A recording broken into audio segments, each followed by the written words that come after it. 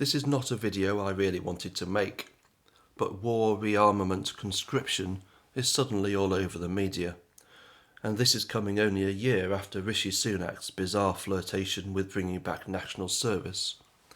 Many of us wondered then whether this was a subliminal hint to prepare the credulous for what was already in the pipeline. So let me give the short answer first. No, I will not fight for my country. First of all, is it really my country at all? Increasingly, it feels like a country that belongs to everyone in the world except people like me. And I wonder, would Starmer even want someone like me to represent his Democratic People's Republic of the UK in the special military operation he is planning? I am, after all, what he would call far right, which is code for Nazi, which is code for a person who is morally outcast, untouchable, verminous. This is a regime which hates me and my kind. Why would I risk my life to defend it? What is it that I'm supposed to weigh as the price of my own blood? The irony is that were the proposition at hand a vigorous defence of our own land and our own borders, even now I think there would be plenty of volunteers.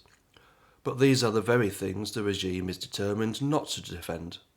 Instead, they dream of us dying in a trench on the steppes of Asia, engaged in a hopeless attempt to referee a mortal grudge between two foes more closely related to each other than to us in Britain. Just to make the point, here is a sample of Ukrainian, Russian and English writing. Do you get the point? This is not our war. It is not the war of the British people. It is not even the war of the British Empire, which no longer exists. It is a proxy war between the American Empire and Russia, complicated by the foolish policy of EU countries in advancing their own sphere of diplomatic and economic influence, while at the same time utterly neglecting to build the military hard power necessary to defend this expanded realm, or for that matter, even their own rightful borders. I say this not in support of Russia. Those who regard Putin as a benign force or even a friend are, if anything, more delusional than the flag-waving queers for Ukraine. Putin doesn't care for our welfare, why should he? And he may well harm us from a distance if it suits him. Protecting our infrastructure, maintaining our defensive capability is essential. But there is no more reason for British troops on Russian borders than there is for Russian troops being stationed in Belgium. This is not a fight we need to have. I'm not without sympathy for Ukraine and its people.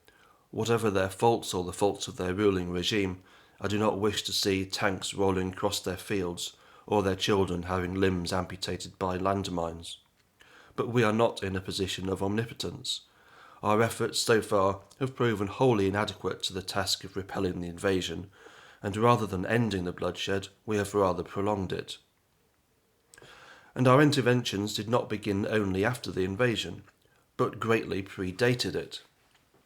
I'm not going to suggest that Putin definitely wouldn't have invaded if the West had kept its distance, but the presence of CIA, MI6 and EU dabbling in the east of Ukraine before the war, at the very least gave a semi-plausible pretext for the Russian invasion, and encouraged the Ukrainian regime to fight rather than to negotiate as they might have done left to their own devices. In case you don't believe me, here is a link to February 2024 article in the New York Times openly admitting to Western intelligence operations on the Russian border. I quote, "For more than a decade, the United States has nurtured a secret intelligence partnership with Ukraine that is now critical for both countries in countering Russia." Later in the article, the listening post in the Ukrainian forest is part of a CIA-supported network of spy bases constructed in the past 8 years that includes 12 secret locations along the Russian border. And this is what is being openly admitted in, effectively, US state media. We might suspect the truth is, if anything, somewhat downplayed.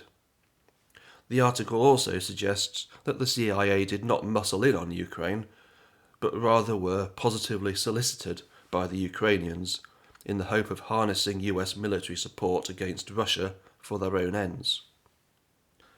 So far from being a unilaterally instigated conflict by one aggressor against one victim, with the West riding in valiantly as a knight in shining armour, it seems to me as though these were three parties, each with their own agenda, but all of them well up for a scrap.